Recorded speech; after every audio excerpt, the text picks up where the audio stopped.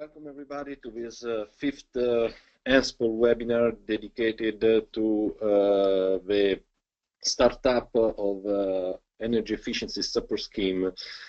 This is an initiative within the ENSPOL project. I would say 2 words about this a project that is going towards its end, but that set a lot of important reports about the existing and the planned support schemes under Article 7 of the Energy Efficiency Directive. My name is Dario Di Santo. I'm the Managing Director of FIRE, the Italian Federation for Energy Efficiency.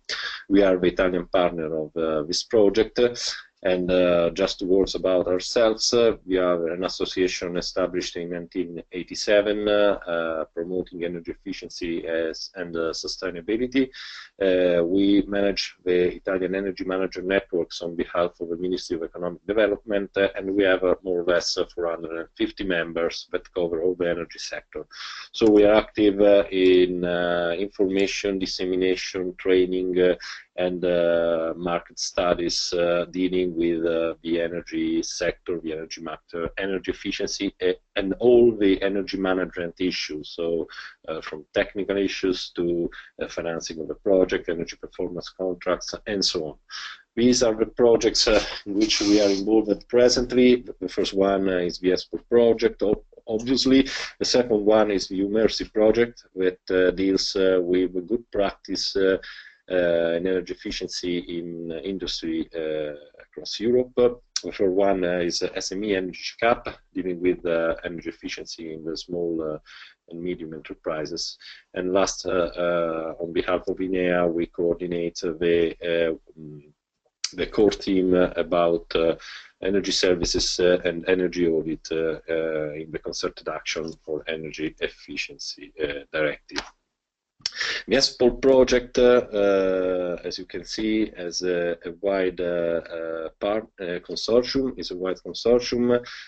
We have partners representing more or less half of the European member states, and the specifics objectives of the project were to assess the relative strengths and weaknesses of the different energy efficiency obligations and alternative measure schemes across Europe, to improve the knowledge and capability to define or improve energy efficiency support schemes under Article 7 of the EED, to ensure the effective engagement of different stakeholders at European level, and also having a look behind the European borders, and to complement and enhance the work of existing EU and member states. The project started in 2014 and will end by the end of August this year. An important achievement is the ENSPOL platform, which is reachable under Article 7 EED.EU. The platform allows to navigate per country or relevant topics over the different schemes existing or planned in Europe. So it consents to download the reports about single member states, and also to compare different schemes, for example, in terms of additionality, measurement and verification, or savings evaluation, and so on. It allows to contribute and send suggestions, so please have a look at that, and if you feel you can contribute enhancing the contents, please do it. We will be happy to hear from you. And finally, these are the other links of interest linked to the ENSPOL project. The first one, of course, is a website. The second one is the link to download the different reports on the different energy efficiency support schemes. The third one is the ENSPOL platform, and the fourth one under ENSPOL events, you can find the proceeding of all the ENSPOL conferences and webinars we have implemented so far, and all this material can be of interest of people dealing with energy efficiency support schemes. Now about the content of today's webinar.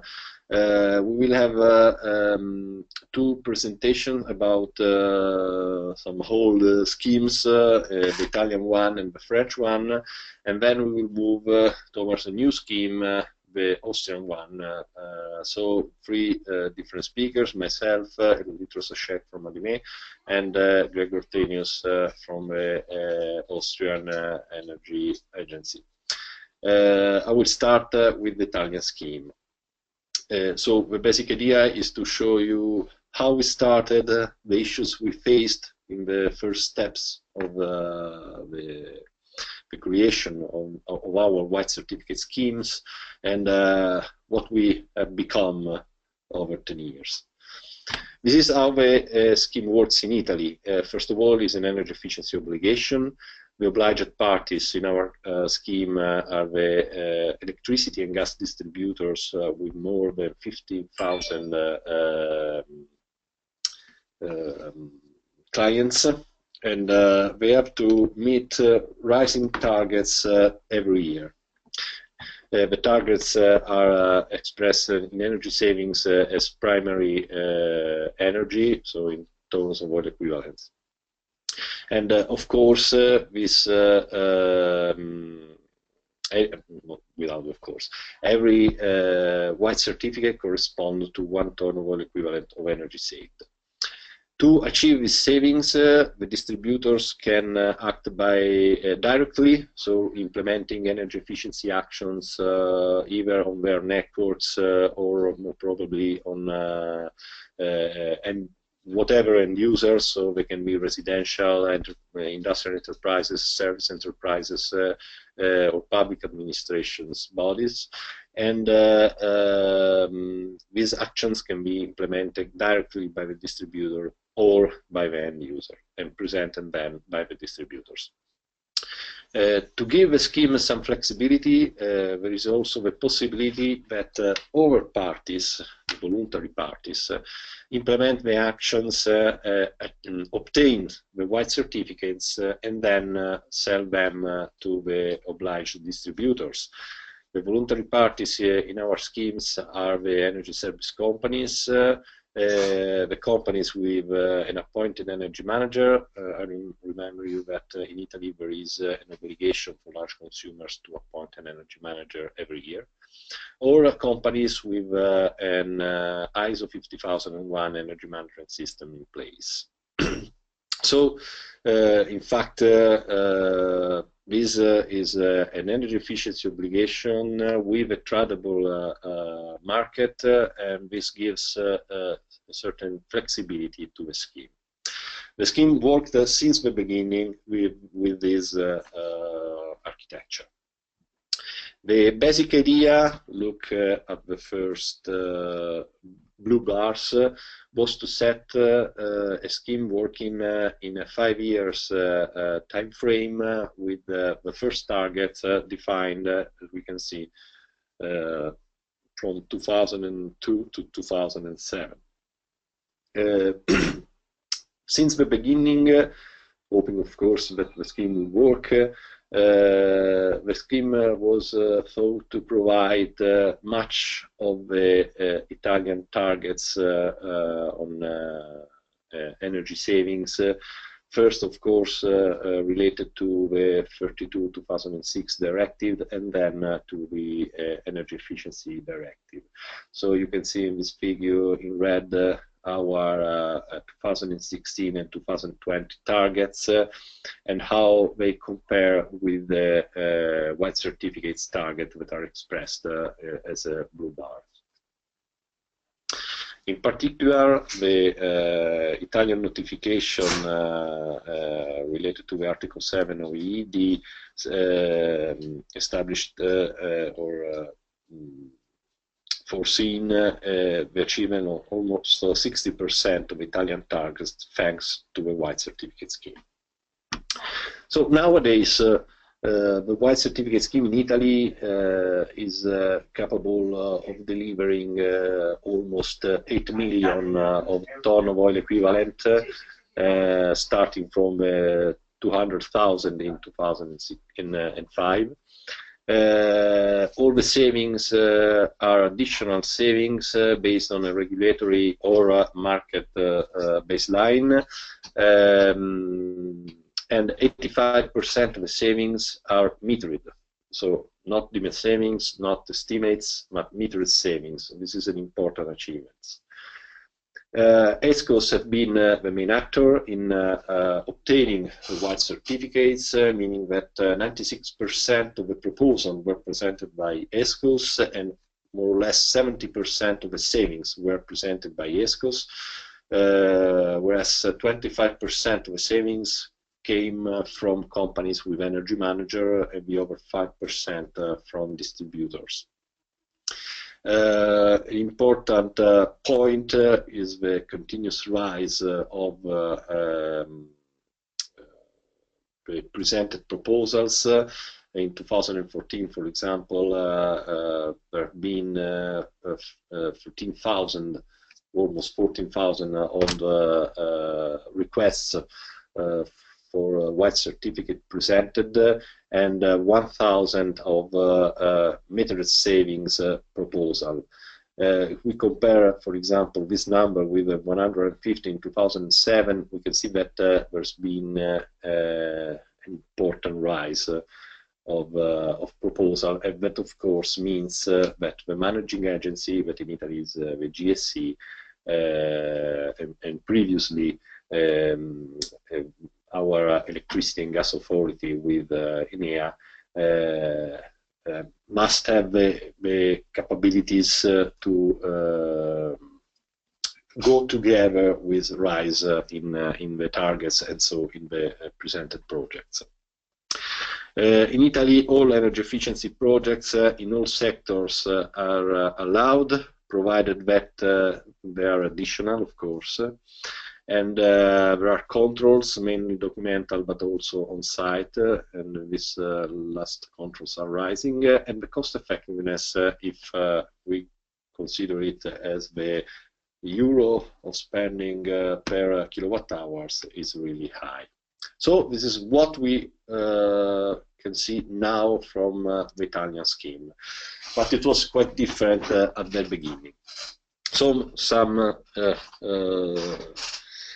recollection of what happened in our country.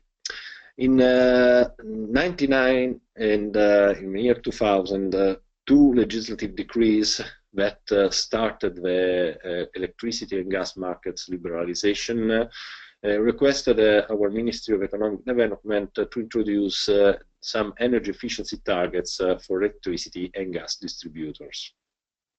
And so the ministry in the next year issued two twins decrees that gave birth to the white certificate scheme, and mandated the definition of operating guidelines to our electricity and gas authority. So our scheme theoretically started in 2001. Our authority took almost 1 year to start a public consultation on these guidelines, and the process was completed in September 2003. So that means that it took almost 2 years and a half to be able to effectively set the rules to start the scheme. We'll see soon what the main issues have been that caused this delay. And of course, to take into account this delay, our ministry had to issue 2 additional decrees in 2004 to update and translate the targets. So instead to start in 2002, to start in 2005, maintaining nevertheless the possibility to present projects implemented starting since 2001. And this was due, of course, to the fact that the first decrees were issued that year. The Energy Authority defined the architectures and the roles, of course, taking into account what the decrees said. So GME was set to manage the white certificate market. It was defined what an ENSPOL should be. In particular, in this first phase, it was decided that a generic energy consultant company could act as ESCOs, not necessarily an energy service company capable of delivering energy performance contracts and third-party financing. And, for example, how to recover the distributor's costs and so on. And since the beginning, the Energy Authority decided and opted for assessing only the additional savings and for 3 types of procedure to measure the energy savings. In particular, these 3 procedures were limit saving files, and so the idea of delivering white certificates according to the installed reference units, for example, square meters of solar thermal panels or kilowatt of electric motors or square meters of building insulation and so on. So no measure required, a very easy procedure. And by the way, this is the procedure more used in the existing schemes. So you have to take into account that we are speaking of 2001, 2002. There were no so many experiences with white certificates. For example, there was the UK experience and something in Australia and in the United States, but most of these schemes dealt with particular sectors and particular solutions, whereas our scheme started since the beginning with the idea of covering all the sectors and all the technological solutions. And so, of course, that constituted an important challenge. The second procedure was scaled savings, so the idea in this case to collect some measurement and to use an algorithm to evaluate the savings. So every year, at least once a year, the proponent had to present the measures collected by the meters. But nevertheless, this procedure remains quite simple to be used because all the algorithm, the baseline, the additionality, and so on are defined within a file as it happens with limit saving projects. And the Energy Authority has the idea of introducing third options to allow the possibility to present projects without an existing file. It was called Progetti a Consuntivo, a type of metered savings, and the procedure is done in 2 steps. The first step is that the proponent presents a proposal, PPPM, as it is called in Italy, in which it describes the particular project, the algorithm to be used to determine the savings based on some meters, the baseline, the additional saving coefficient, and so on. After this proposal is accepted by the managing authority, the proponent can send at least once a year the requests for white certificates based on the metered data. So these are the 3 procedures that has been in place since the beginning, and it is very important, the third one, because it was the most used over the year, apart from the first phase of the project. There were 3 flexibility clauses in place. The first one was the possibility, of course, to trade the certificates among voluntary and obliged parties. The second one was the fact that the distributors can present at least 50% of the targets in terms of certificates without being fined. Sorry. Of course, the missing quota would have been added to the following year. That meant, of course, the possibility for all the distributors, in case of difficulties in buying or obtaining the certificates in a particular year, to move half of the target the next year, giving them the possibility to avoid fines from the Energy Authority. Secondly, there was an important request. Electricity distributors should cover at least 50% of their targets by presenting electricity savings, and the same clause dealing with gas was in place for gas distributors. The first DMET saving files were issued in 2002, so before the guidelines were ready and published. The second one in 2004, and then 2006 and 2010, when we reached more or less 26 files covering both DMET savings and scaled savings.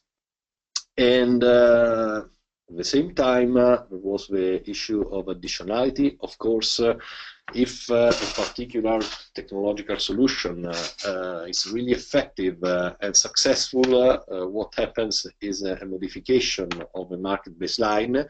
This, for example, was the case with compact fluorescent lamps and aerators. And so in 2008, the baseline, and so the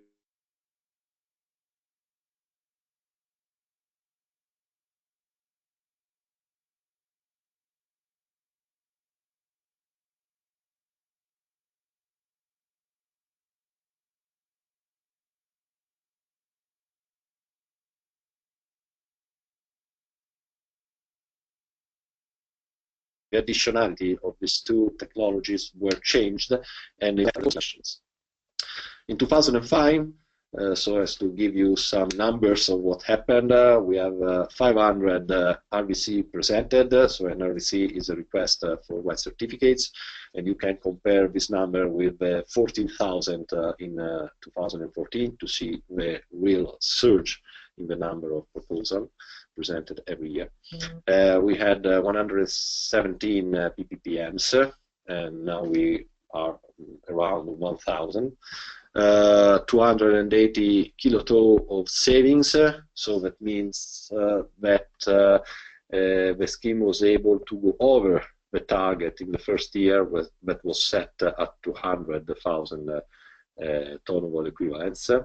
And 75% of the savings came from electricity. That, of course, was linked to the real high interest and successfulness of the compact fluorescent lamps. And of course, it poses some issue with the gas distributors that have to achieve 50% of their targets with gas savings. Last, more or less 70% of the savings were coming from DMET savings files, and more or less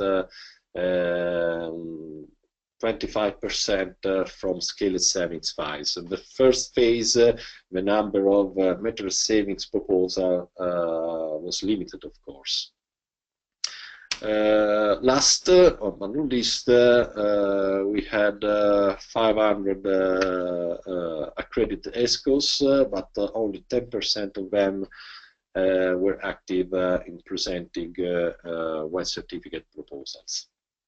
So the main startup issues we confronted with was, first of all, how to measure savings. Perhaps this was one of the main issues to deal with for the Electricity and Gas Authority in order to define the operative architecture of white certificate schemes. The second one is to decide something about ESCOs.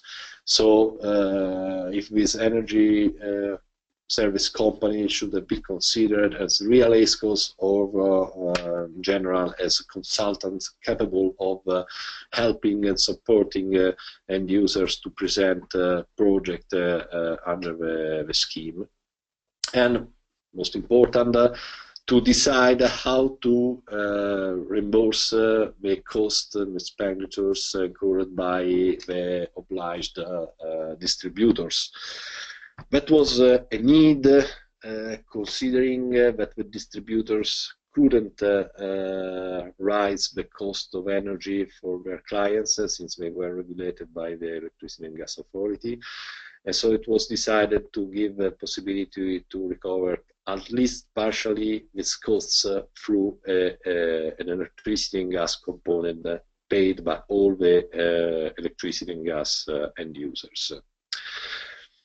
About the choice of using the distributors as obliged parties, that was almost a need, considering that the scheme was designed in 2001 and that the liberalization of the electricity and gas market just started. So we didn't have at that moment enough electricity and gas suppliers to decide for an obligation on the suppliers themselves. Of course, choosing the distributors meant to face their, say, lack of interest in participating in this scheme, apart from particular cases. But at the end, it worked.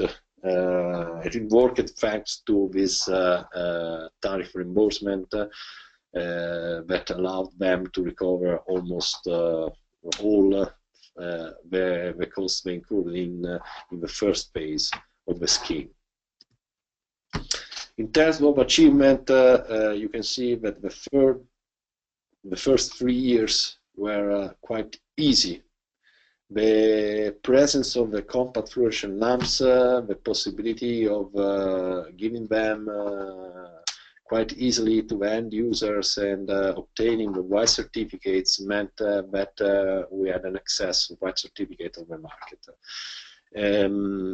That also meant that the scheme didn't face one of the main issues that can go on with such a scheme. So the possibility that at the beginning you don't have enough certificates to cover the targets, of course taking into account the possible flexibility clauses. So it is very important if you have to start a new scheme to set the targets with an attention to the effective possibility to deliver savings at the beginning. Every managing agency has the possibility to rise the target soon if needed, so better to start a little bit lower and in case rise the target after 2 years, for example, than to start with very ambitious targets and then find out very important difficulties in dealing with the scheme. Because of course, if the distributors should have incurred in important issue in finding enough certificates on the market, and so would have been fined by the Energy Authority, the possibility of a blockage of barricades toward the scheme would have been real. And as you can see, in the 4th year, with another decree, the ministry decided to rise the targets to keep it, to take into account this easiness of the first 3 years.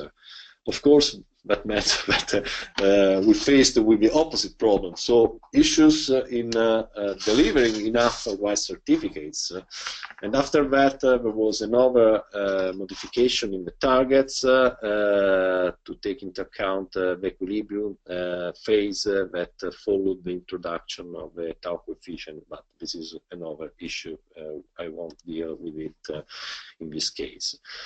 Basically, the effect of these differences between the demand and the supply of white certificates meant a difference in the price of white certificates. In a scheme like the Italian one, with an emphasis on the exchange of certificates, and more than that, with the fact that almost all the certificates came from the voluntary parties. Of course, the price of the certificates is a very important factor. The success of the scheme and the possibility to use the scheme to effectively stimulate the market and incentivize particular energy efficiency measures. So you can see here that we had 4 phases in our scheme. The first one of oversupply of certificates, the second one of shortage. And so the effect was first fall of the price of certificates towards 30 euros per certificates, then rise that went on till 110 euros per certificate, so almost 4 times the price in 2007. That was more or less an equilibrium for 3 years, or even 4 years, apart from an unexpected surge in March 2014 due to speculative movements without success anyway. And lastly, we entered in the last few months in another shortage phase with a lack of certificates on the market and rising prices. As you can see, we are now dealing with 130, 140 euros per white certificates. Of course, the price is also important in terms of global cost of the scheme, since the global cost is linked to the tariff reimbursement for distributors multiplied by the number of presented certificates. That means that with a target of almost 8 million euros, provided that all these 8 million euros are presented at the energy authority, 8 million multiplied by the value of the tariff reimbursement will give the total cost of the scheme, so more or less 800 millions of euro. In fact, since there are no enough certificates on the market, the effective cost last year has been lower, around 600 million euro, if I remember well. Another point is the fact that the tariff reimbursement, that is this dotted gray line here in these graphics, in the last 3 years has been linked to the yearly average weighted cost of the white certificates on the spot market of a GME. So, of course, next year there will be a higher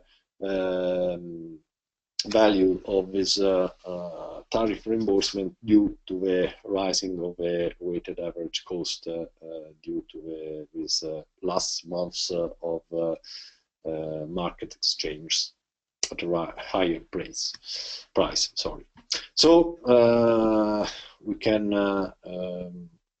have a look at the different policy steps linked to this scheme. The first one was where the 2 legislative decrees dealing with the market liberalization that were followed by 2 ministerial decrees starting effectively the white certificate schemes in 2001. Then the Energy Authority, who has the duty to define the operative architecture of the scheme, issued the operative guidelines in 2003, and to take into account this delay, the Ministry of Economic Development released 2 new decrees in 2004, translating and slightly modifying the targets starting from 2005 to 2009.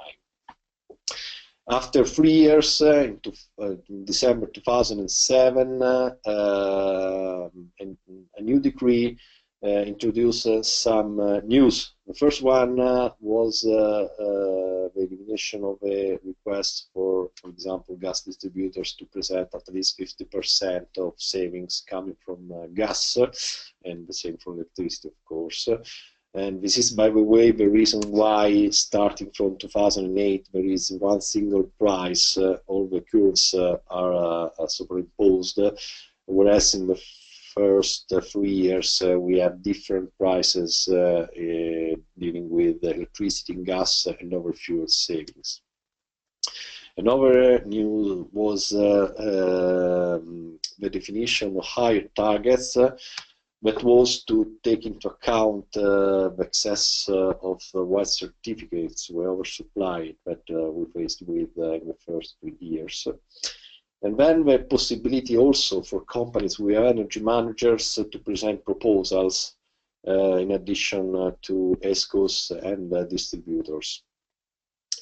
Then the legislative decrees 115 the next year defined the possibility for the ministry to introduce other measures, and that was postponed since in 2011 the Electricity and Gas Authority introduced new guidelines, and the main news related to these guidelines was the introduction of the tau coefficient, so the possibility to take into account savings from the 6 years on, and so to give a possibility to more complex projects with lower payback to receive more money from the white certificate scheme. It was an important achievement that, of course, was able to double or multiply by 3 the number of certificates got for a single project each year, and that stimulated the attention of different actors toward the scheme. In 2012, the new decrees were issued by the ministry with new targets. Reaching 2016, the possibility to present projects also for companies with an energy management system in place, the definition of a target flexibility at 60%, no more than 50%. An important request was that from now on the PPPMs must precede the startup of an energy efficiency project, so no more the possibility to implement the project and present the proposal after, let's say, 1 year or 2 years. This is, of course, a modification dealing with the materiality of the scheme. And then the decision to eliminate the possibility to accumulate white certificate with over incentives, in particular tax deductions for solutions in the residential sector. And last but not least, the request for increased controls for the scheme. And in particular, another news was the decision to move the control and the management of the scheme from the Electricity and Gas Authority to the GSC. That was the agency that already managed all the incentive schemes dealing with renewable energy sources. So the idea was, of course, to put all these schemes under one managing agency. To conclude with, of course, when we start this complex scheme, you will face some issues. Some of that can be really important. What is the lesson we learned is that to go over these issues, you have to ensure monitoring of the scheme and the possibility to introduce modification of the same scheme rapidly. Let's say after 2-3 years of its start. Another important point is to introduce flexibility clauses, both for the reaching of the targets or for who can be able to present proposals or of course implement proposals in order to obtain white certificates, because that ensures that you have more time to set the rules and to allow the different stakeholders to understand how the scheme works and how they can profit from it and deal with it. Another important point is the definition of the targets, of course. Now, it's almost impossible to set the targets in a perfect way. That is because even if you're particularly lucky and you set the perfect target in the first 2-3 years, the modification you have, especially taking into account the additionality, means that after some times you will find some difficulties and the need to redefine these targets, both according the general target in place in your member states, for example, linked with the 2020 horizon, or to take into account how much the particular scheme shall contribute to this target. And so, of course, if you have more than one scheme in place, in Italy, for example, we have tax deductions and the HIT account that uses both schemes covers the building sectors, tax deduction, especially the residential one, and the HIT account, especially the public administration and the service sector. And such alternative measures can help the country to achieve a target in case one of them has some difficulties in a particular phase. The main issue is to work in a continuous improving with a continuous improving approach. So not pretending to be perfect since the start, but adjusting, fixing, and setting up new rules over the time. Last, we'll just say some news about our scheme. This will be introduced most probably with the new guidelines in a few months. The first one will be the elimination of the town coefficient to ensure that the proponents will obtain savings after the 5 years period of time in which they get the certificates. Instead of a town coefficient, the proponents will have the possibility to receive the certificates over a longer period of time, 10 years, 15 years, depending on the solution of interest. Second, new evaluation methodology to introduce some new flexibility and so simplified monitoring plans. That means the possibility to present measured savings with a simplified approach when you face homogeneous proposals. Third, a stricter evaluation of ex-ante consumption. Of course, it is important to ensure that with metered savings you are really measuring savings, and then new rules for the responsibilities with ESCO's proponents. This is important when an ESCO presents large proposals and there are issues afterwards that require the ESCOs to give back the economic values of the white certificates to GSE, because of course if the ESCO is small in terms of capitalization and turnover with respect to the presented proposal, many problems can arise, and so the new guidelines will take this into account.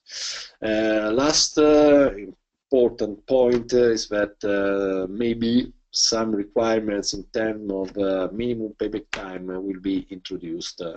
On this point, we are also waiting for some information from the European Commission dealing with the state aid, even if it seems that the European Commission recognizes that there is no such an issue presently in our scheme.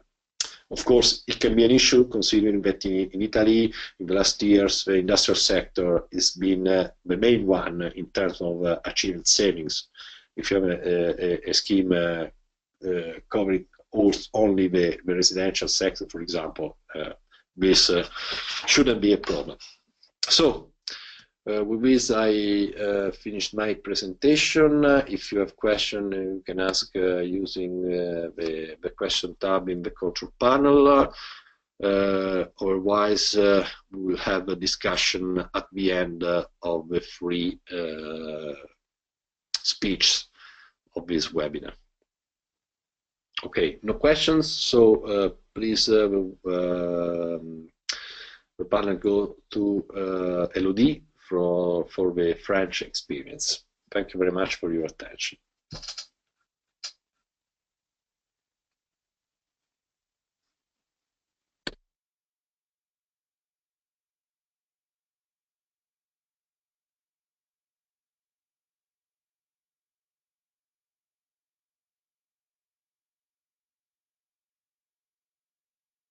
All right, good morning, everybody.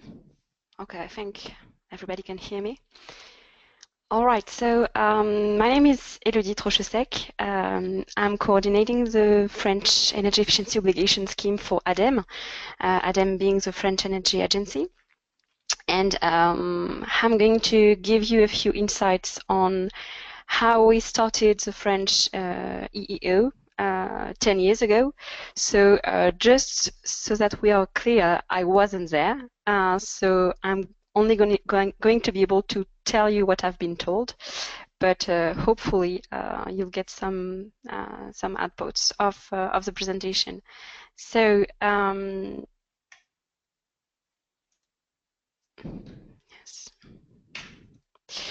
So the way we see things, when you want to start an energy efficiency obligation scheme, there are a few questions you should ask. The first of which being why you are thinking of creating an energy efficiency obligation scheme. And to me, it is a very important question because it's going to determine most of the main characteristics of your scheme. There may be plenty of different reasons to set an EEO scheme, one of which is now to comply with the Energy Efficiency Directive. But when we started to think about the French EEO in 2004, there were no EED, there were no ESD. So why did we do that? Why did we want to set an EEO? And the thing was that we really needed to trigger and to massify energy savings among small energy consumers, what we call diffuse consumption. And we could see that the administration was not able to reach these small energy consumers, not able financially and not able because not in contact, not with the right network to reach these consumers. And we also found out that all these consumers, no matter the size or the location, were energy customers, which meant they had regular contacts with their energy suppliers, and which also meant they had a long-term relationship and trust with their energy suppliers.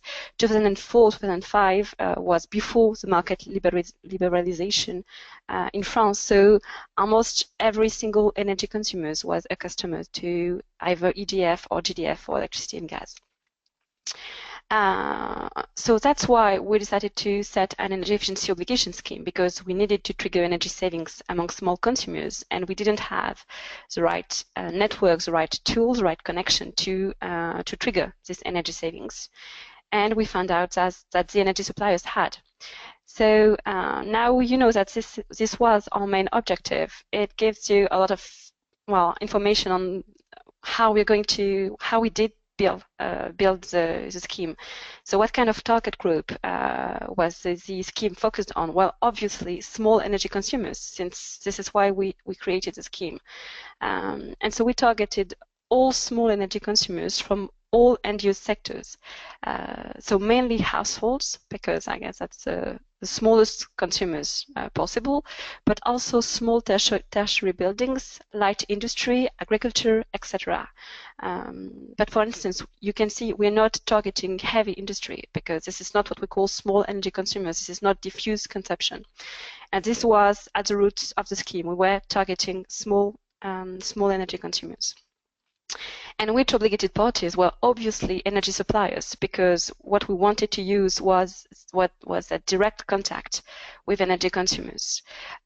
Plus, we also thought that energy suppliers were legitimate to talk about energy consumption. They were legitimate to talk about energy to their energy customers. So it made sense. It made sense. Sorry, to oblige energy suppliers. Now, if we continue with a few questions, I guess you have to ask yourself when thinking of setting an energy efficiency obligation scheme, what kind of EEO? We've seen with the ENSPOL project that there are no similar EEOs when you look around Europe. Every EEO is different, and for instance, you can set an energy efficiency obligation with very different metrics, very different targets, and in our case, it was obvious that we had to put the obligation on final energy consumption, because this is the one that is known as that is paid for by energy consumers. Whether you're a household or whether you're a light industry plant, what you know about what you matter is your final energy consumption. So it made sense to put the obligation on this final energy consumption. Another question is the kind of eligible operations. And from the start, we relied massively on what we call standardized operations, which are basically, basic energy saving operations, very well documented, for which we can calculate a forfeit savings.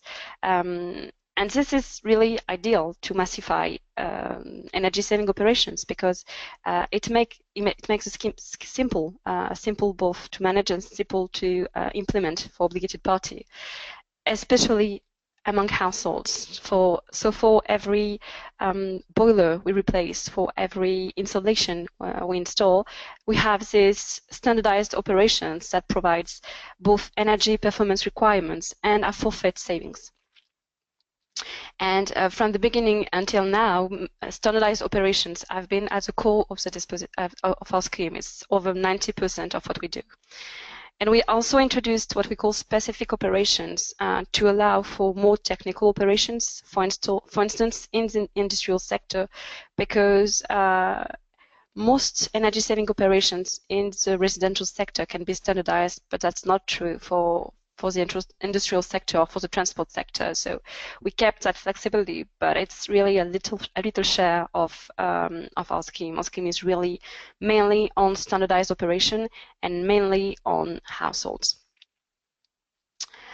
And then a few other questions that are fundamental. What kind of cost and cost recovery? Well, we decided that cost would be passed to consumers, but that the target, the level of ambition of the scheme should be set to maintain the cost increase below an acceptable level. Then you have to discuss what is an acceptable level, but this was taken into account from the beginning when thinking about creating that kind of scheme. The cost increase had to remain acceptable, especially for households. And finally, what kind of schemes administration? Well, it made sense to have a national governance, but from the beginning, certificates were delivered by the regional environment directorate, I guess, to be close to both consumers and the location where energy savings operations were implemented. So I guess these are the few questions that can structure your thinking when you think about starting an EEO. But once again, I think the fundamental one is why you want to do it. You might want to do it to, I don't know, maybe to foster innovative projects in the industry, or to help heavy industry reduce their energy saving to boost competitivity, for instance. There might be plenty of reason to set an EEO, and I guess we had some precise objective to reach with this scheme, and that's why we set the scheme the way it was set at that time. So how did we start? What did we do with all these questions? Well, first, even then, we looked at what was going on in other countries. The UK, Italy, I guess Denmark were already either having that kind of scheme or thinking about it. And what we first did was to look around and have a chat with all these other member states to learn from their experience. So I guess what we're doing now is quite the same. And then we gathered the main stakeholders and we involved them in the creation process. So the main stakeholders at that time were only a few people. I could say the main obligated parties, and I could even say EDF and GDF. Since in 2005, 2006, we are before market liberalization. So the main energy suppliers in France regarding gas and electricity were EDF and GDF. So it was, I guess, a small party to that creation process, but it was done with them. There were the main obligated parties, and they were around the table to discuss the creation process for the scheme. We took a 2-year consultation process to agree on the scheme rules, and especially to agree on eligible operations. They were not called standardized operation yet, but they were already being prepared. And yes, there was this 2-year time to talk about things and to agree on the basic rules for the scheme. We also introduced rules regarding flexibility, which seemed important. We allowed for eligible parties to create a condition for market. Eligible parties being non-obligated parties that can obtain certificates and then exchange them with obligated parties. We introduced the possibility for obligation transfer. If one obligated party didn't want to cope with his obligation, it could transfer it. We introduced, well, if we want a market, if we have eligible parties, we have to have tradable certificates. And we also have bankable certificates, meaning that if you've been given a certificate, it remains valid for a certain time. So you can bank it and save it for later. And finally, and I think it is one of the most important flexibility we have in the French scheme, it's what we call fungibility. And it's basically for each obligated party the freedom to reach their objectives in any end-use sector, on any energy vector, and on any consumer, actually. I mean, even if it's not their own customers, they have really this freedom to implement the energy savings they want to implement. And well, this is, I guess, a cost-efficient way to have this scheme running. It also gives some freedom for obligated parties to develop strategies towards their own customers or towards other customers, etc. And I guess these flexibilities made the scheme more acceptable to obligated parties. And finally, how did we start? Well, we started slow. We started small to allow a learning period for all. And I insist on that. You need a learning period for obligated parties, of course, because they need to create partnerships, they need to create networks, they need to train their own staff to be able to deal with this obligation. But you also need time, a learning period for managing authorities.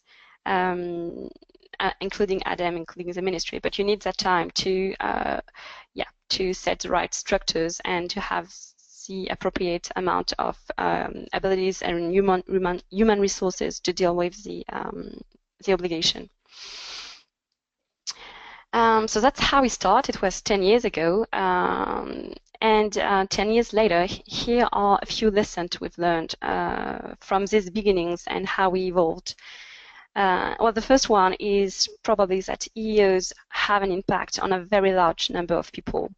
Not only obligated parties, even if they are, they have a lot of impacts, but not only them. EEOs have an impact on installers, boiler installers, insulation installers, etc.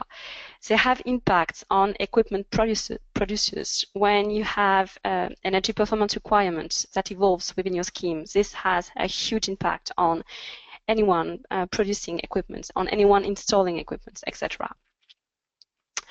These kind of schemes also have a huge impact on ESCOs if you allow for ESCOs to to participate in the scheme, and it can really boost your ESCO market. It can also kill it depending on what you allow.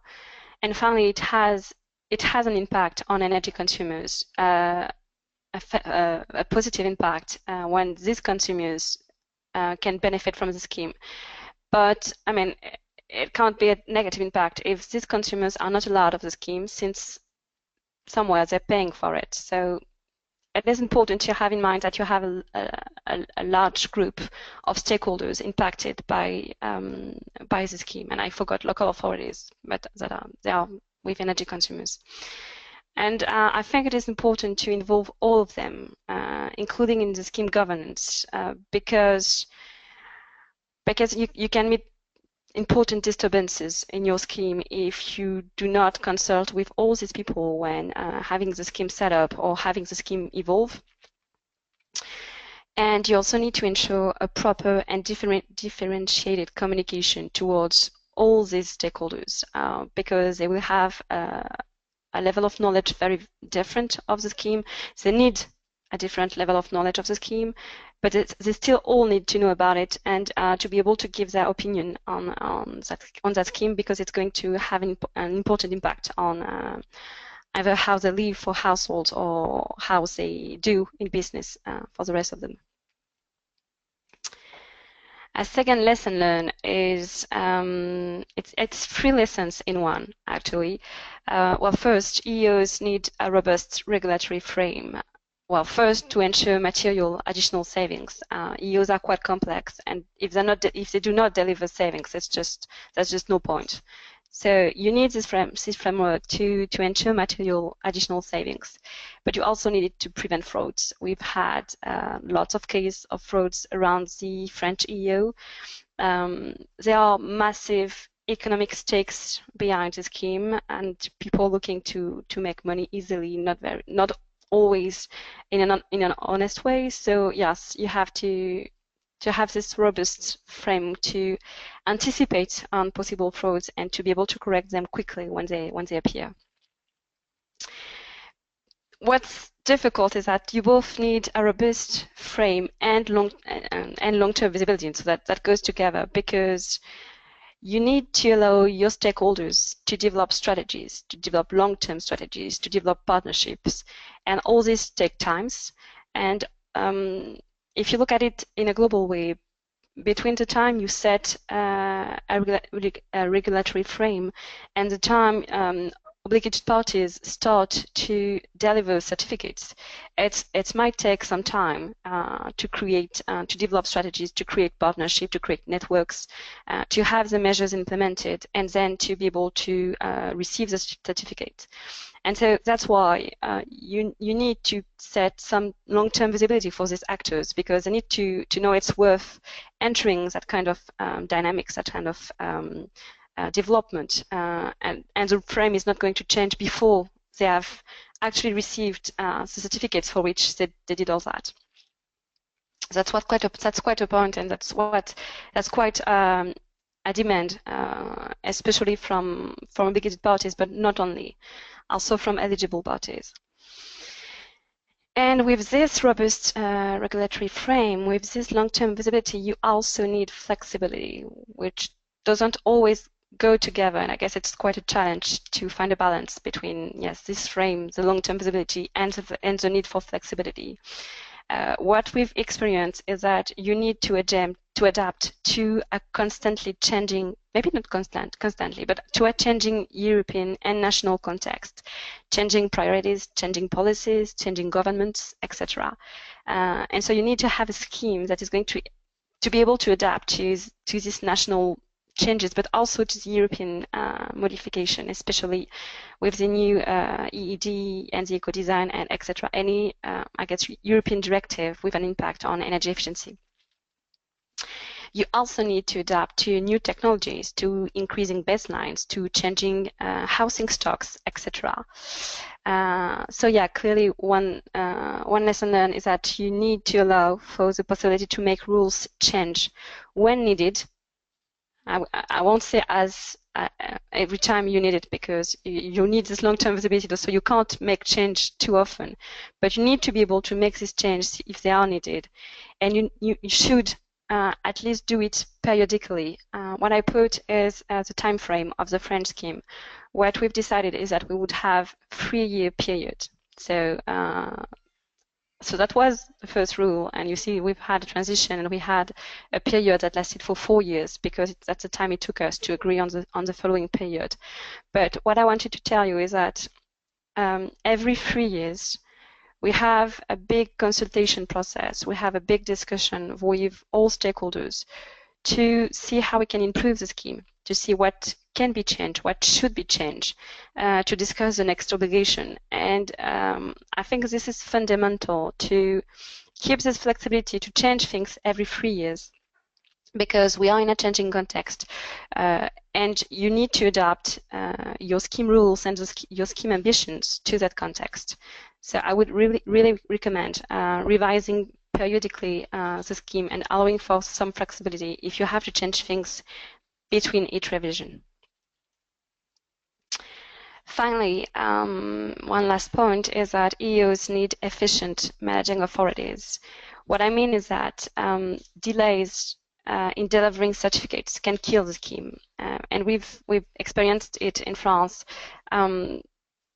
The scheme has grown very big before, I guess, before we had planned enough staff to deal with it. And so there's been some delay in delivering certificates, and this can really maybe not kill the scheme, but kill the wheels of some eligible parties, for instance, because they've been waiting for the certificate for so long, and then the context had changed, maybe the price on the market had changed, and so it's a real problem. So I guess when you start a scheme from the beginning, you need to ensure you have proper human resources to manage the scheme, the proper tools to deal with it, etc., and the proper procedure to deal with it.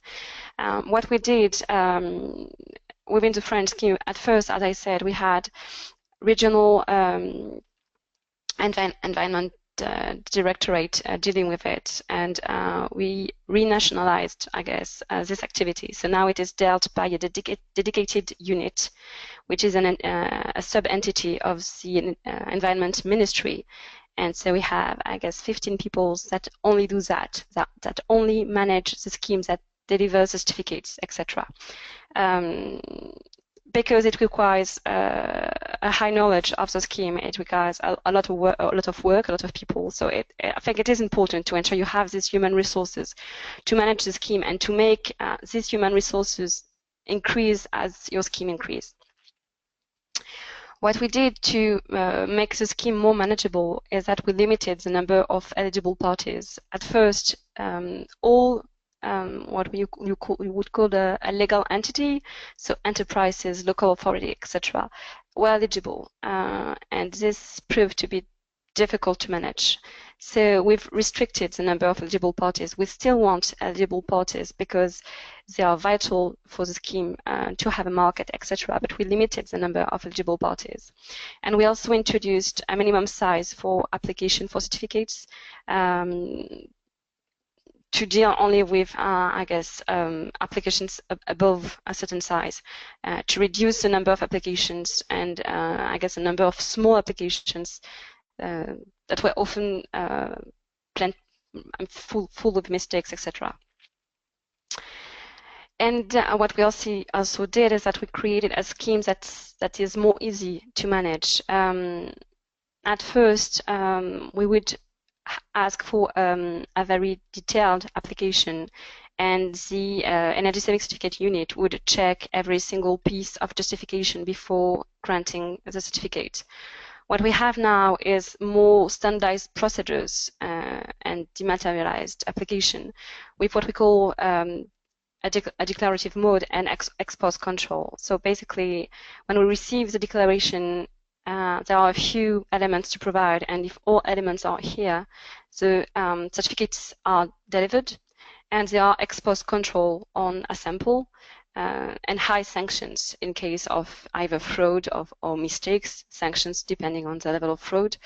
But yeah, this has all makes the scheme more manageable from the administration point of view.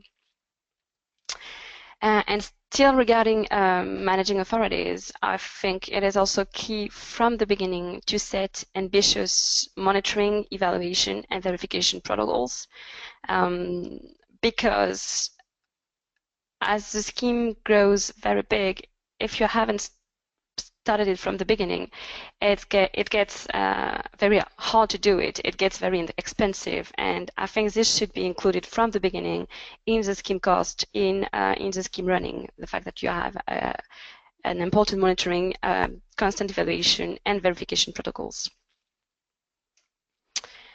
As I said, start slow and increase your target. Here is a graph of both France target in red and results in blue.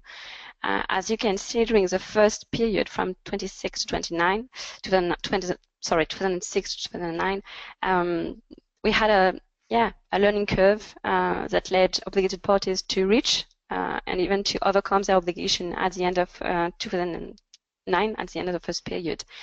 And ever since, obligated parties have always been able to cope with their obligation. You can see the blue line has always been above the red lines, meaning, every time we increased targets, they were able to increase their energy saving production and meet these targets. So we started very slow. Right now we have a target that is like something like 15 times what it was at first. And then when everybody gained experience, we were allowed to increase this target to meet our national and European target. And another piece of advice, and that would be the last, create a reliable marketplace if you want to have tradable certificate and a certificate marketplace. What we've experienced over the last 2 years in France is an important decrease of the price on the marketplace. It used to be around 0.4 euro cents per kilowatt, and right now it's even below 2. So it's been decreasing even after July 15. And this is a real problem because, as I said, between the time when obligated parties or eligible parties launch a new development, create a network, etc., and the time they actually receive certificates and can sell them, the price can really either go up or down, and it has proven a real challenge, especially for ESCOs that live from the scheme, to deal with this important decrease of the price. So I have no further advice on this because we are looking for a solution on the French scheme. 10 years living and we still face challenge. So I think I rejoin what Dario said about there's no such thing as a perfect scheme. We have to make our schemes evolve permanently. You won't reach perfection, I don't think, ever, because it's not a stable state, I think. And so right now, this is our challenge, finding a way to have a more reliable marketplace, a more reliable price, knowing that our obligation level is set for 3 years. So this is not one thing we can use. So yeah, we're looking for new ideas, and if we find a solution, I'll let you know. But yeah, right now that's our challenge for the 10 years anniversary. I'm done, thank you, and I'm available if you have any question. Okay, thank you very much, Rodi. Very clear, and since there are no questions, I think, I hope, they will come at the end of the three speeches during the discussion. So the word directed to Gregor for the Austrian experience.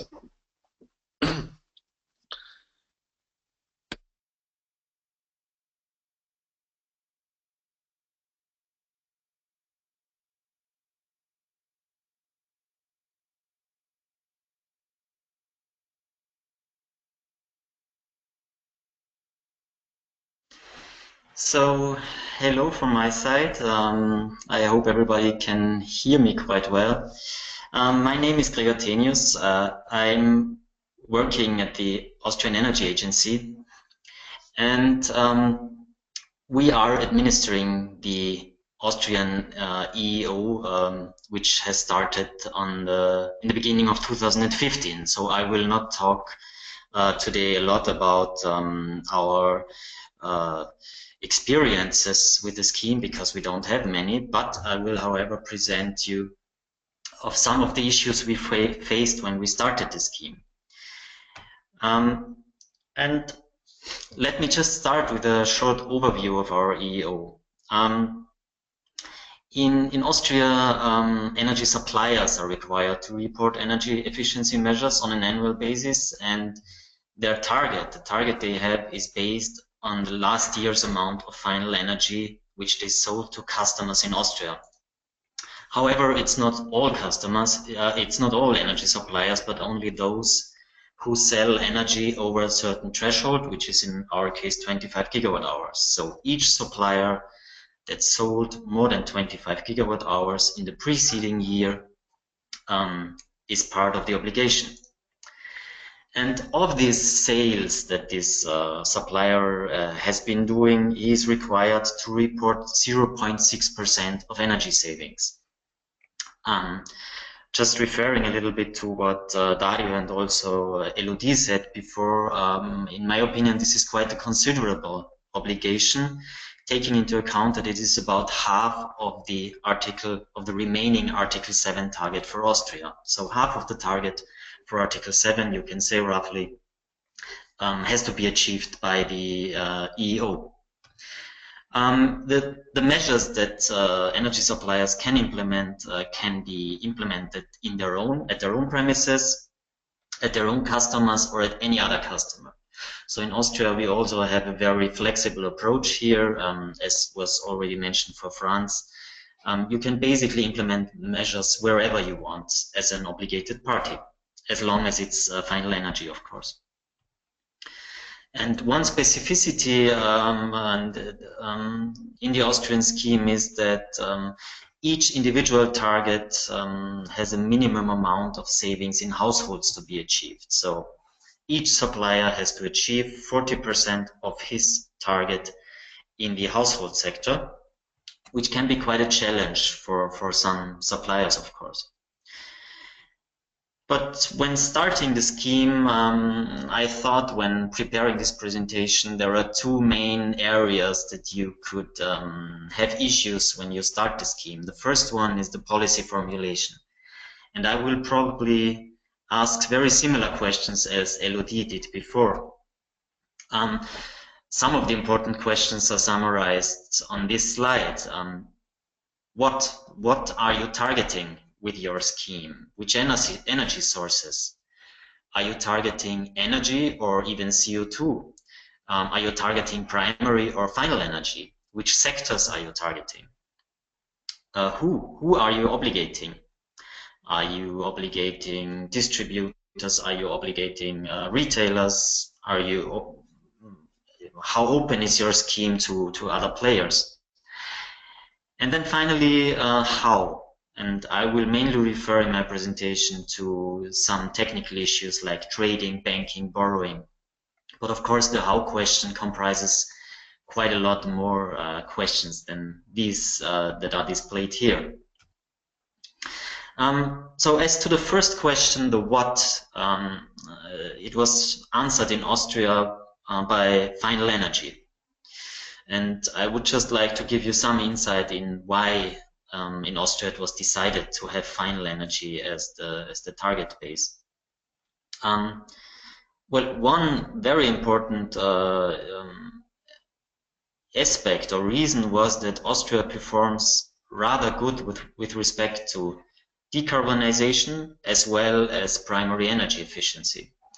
So I'm not telling you that everything is okay regarding decarbonization and primary energy efficiency in Austria, but still the indicators are rather good, and this is due, both things are actually due largely to the high share of hydropower in electricity production. There you get a very low indicator of CO2 per electricity produced, but you also get a very good efficiency indicator, as hydropower has an efficiency factor of 1, so you get a very high efficiency in primary energy. So the question in Austria was how to further reduce CO2 emissions, but also reduce primary energy demand. And the main answer was that, well, probably with final energy efficiency measures, we can attain this most effectively. So we see the final energy sector as the one with the highest potential for further improvements.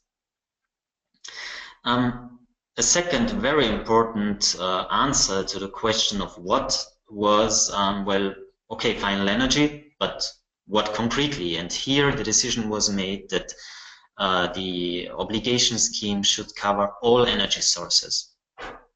So we are not only talking about electricity or gas in Austria, we are talking about district heat, we are talking about biomass, coal, oil. Basically, and the Energy Efficiency Act leaves it even open, everything that is used for final energetic purposes. So it could be even waste. And the main reason for that, and this was, I think, some quite important issue also on the political agenda, was to treat all energy sources equally. At least with regard to this instrument, it was decided to have the obligation on all energy sources. As to the second question, who, the question was answered in Austria with the retailers, not the distribution companies. And I also would like to give you some insights on well, reasons why that might have happened.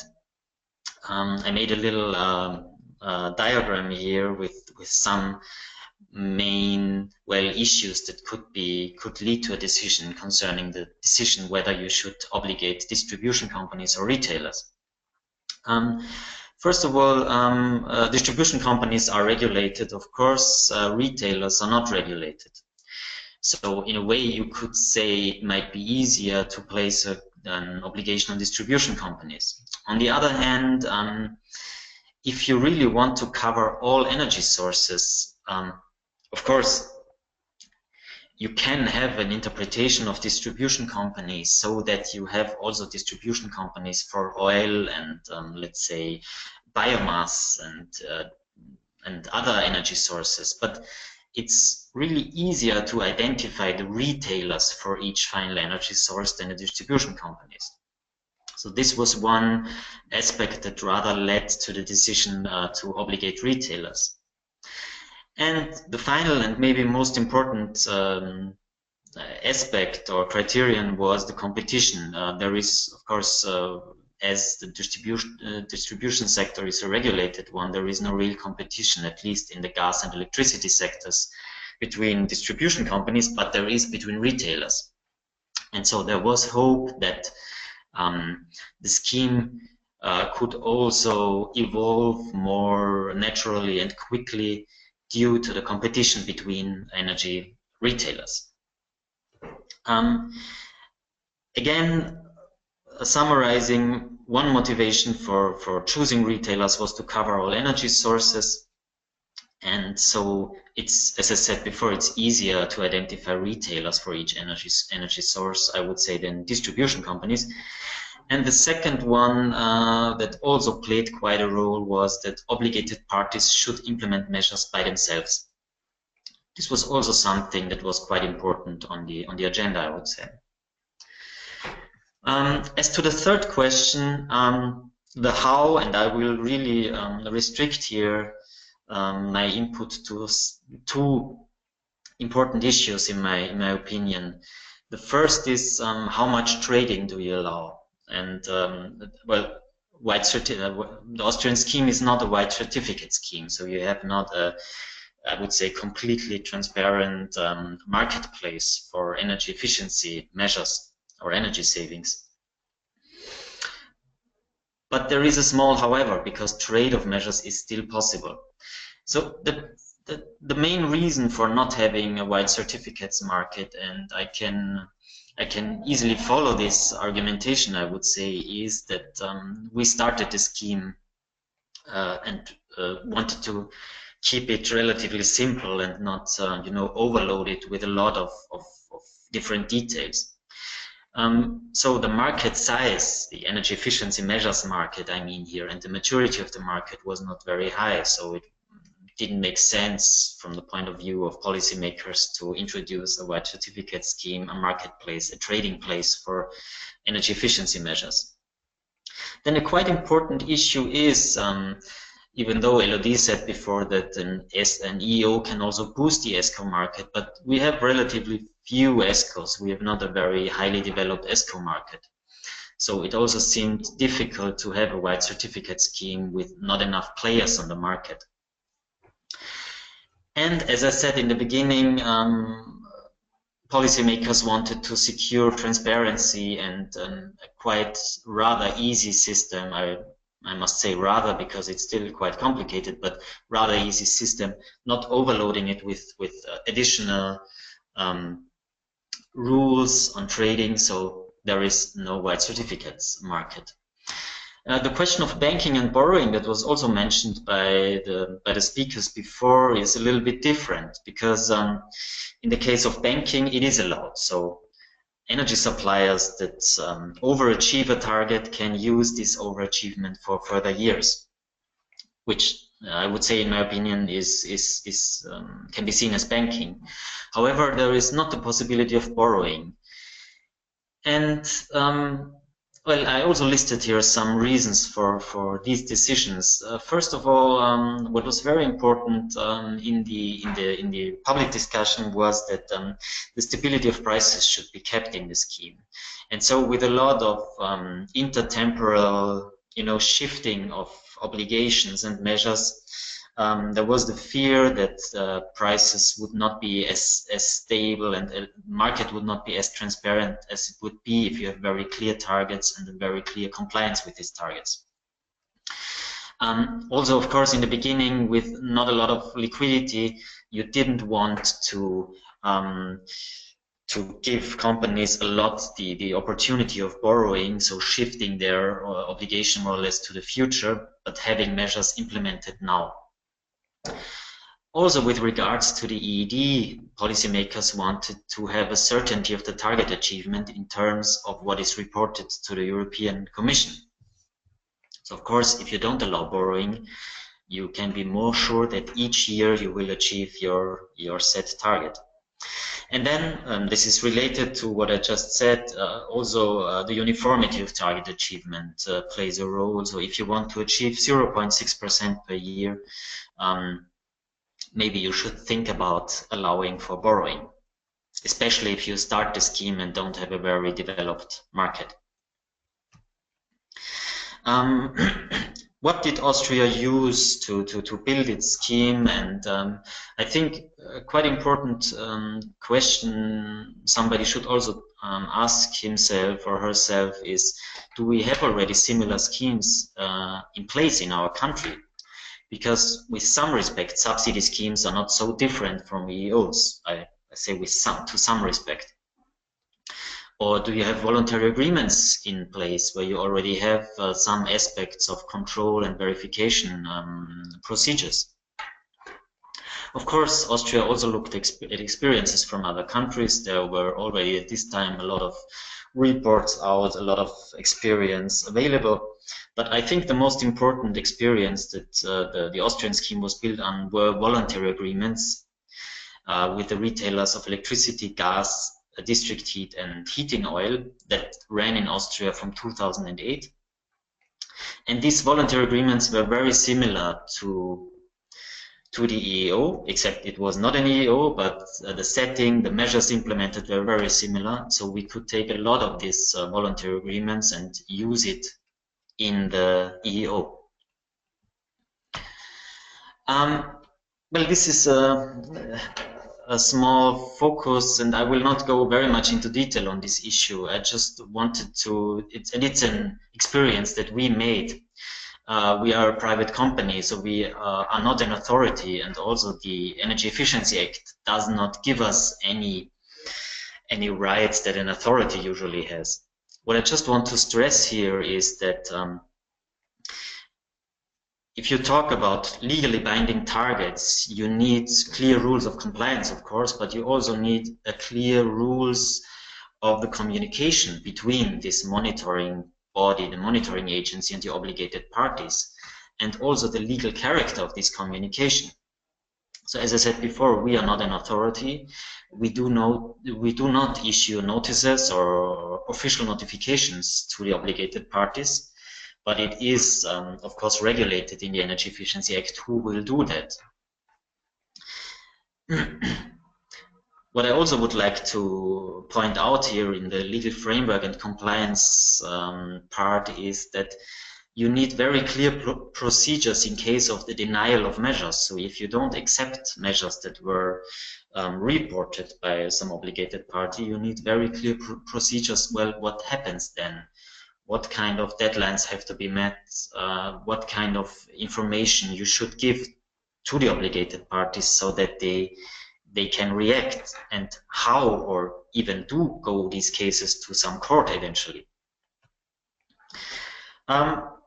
So this was more the let's say the design of the scheme, but of course also in the operational setup you have to think about some things, and I think you have to put focus on certain important things when setting up the scheme. So as I said before, the EEO started in the beginning of 2015, and we as the monitoring agency started our work on the 1st of May in 2015. So we have about 1 year experience in monitoring the scheme.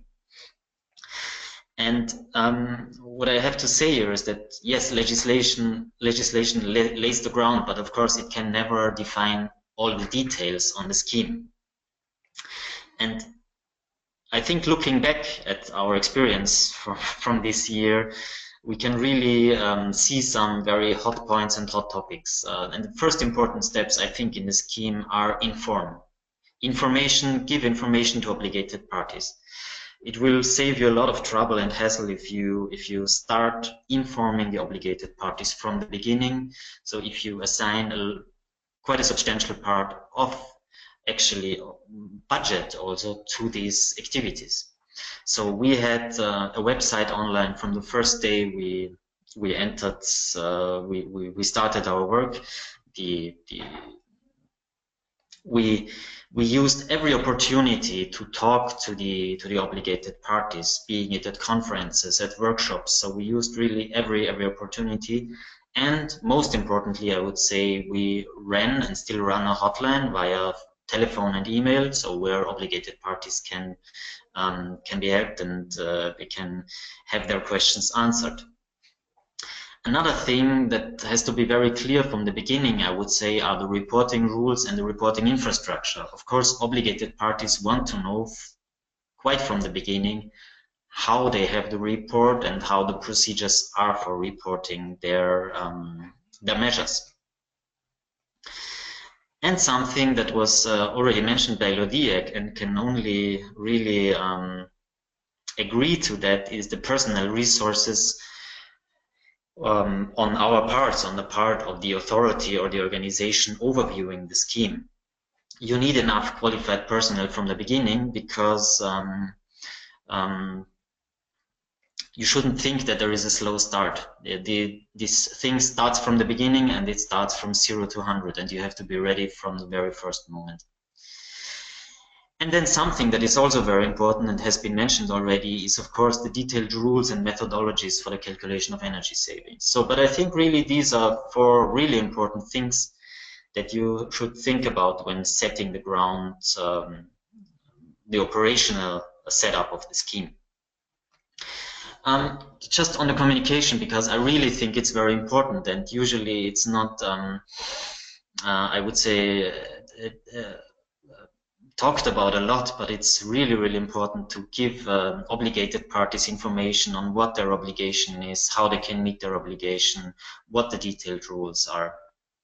So just in the year 2000, in this past year, we had 13 workshops with stakeholders, quite detailed workshops. We sent out newsletters and press releases to inform the wider public.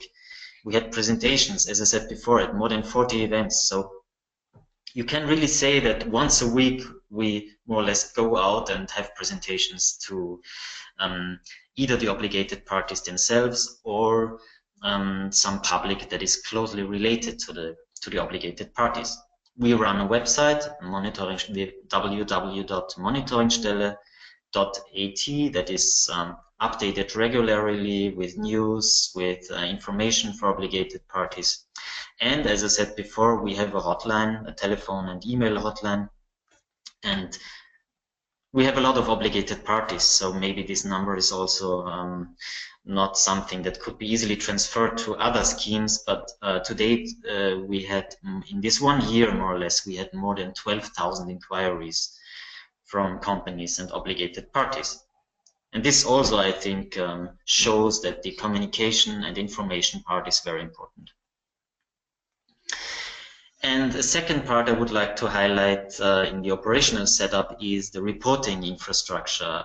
In Austria, we decided to have an online system, so all the reporting, all the communication basically between the monitoring authority and obligated parties is via an online database.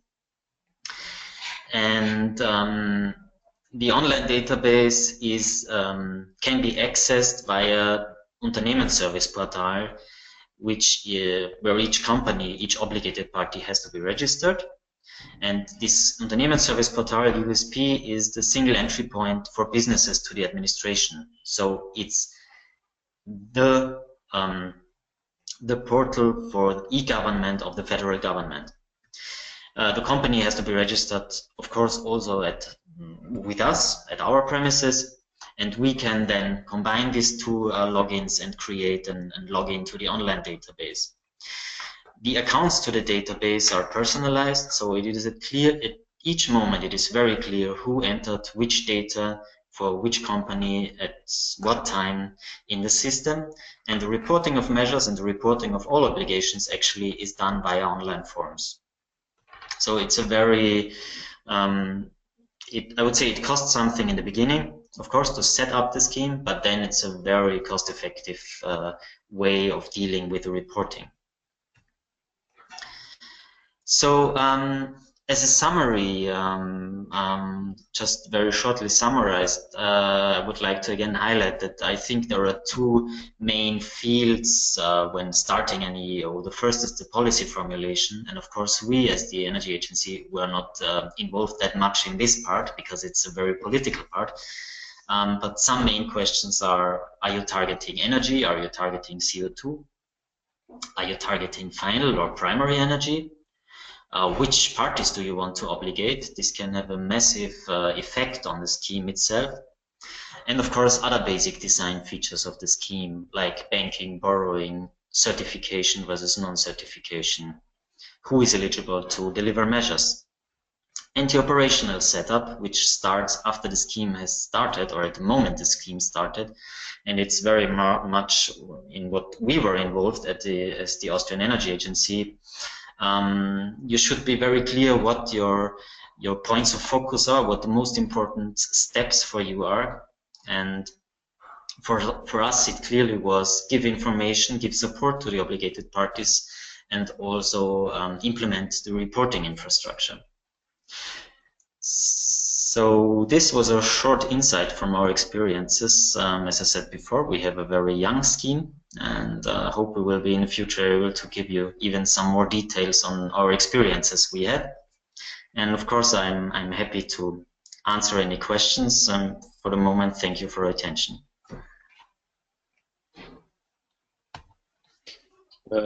Thank you very much, Gregor, and I think both your presentation and this one has been very interesting and gave a lot of interesting information on the audience. So here there is one question. Is retailers of electricity considered as energy suppliers?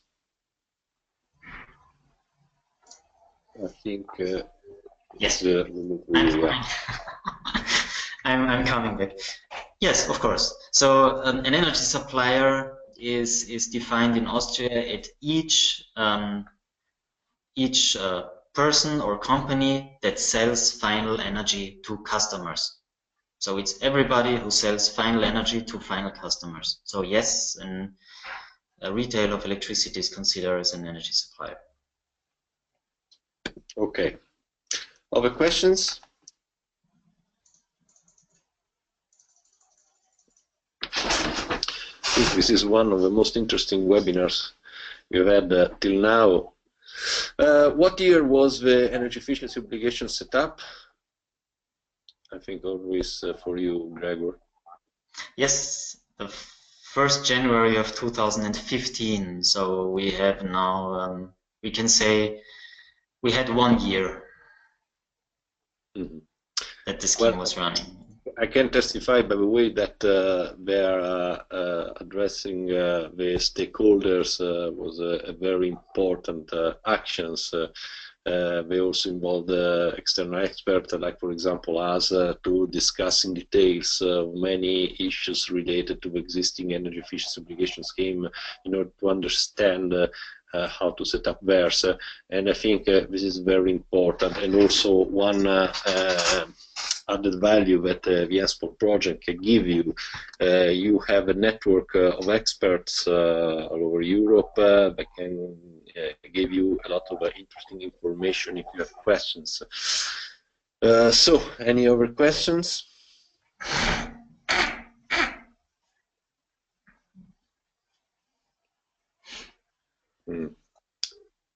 No, apparently.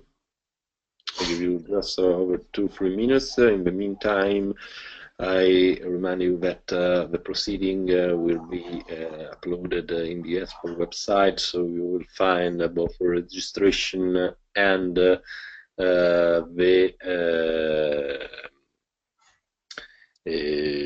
presentations. Gregor, please stop the sharing of your monitor.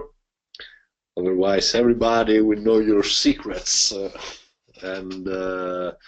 So perhaps this webinar, being 19th of July, didn't have the audience we thought, despite the many registration, but I hope it has been useful for everybody, and also that the proceeding will allow other persons to make use of related information.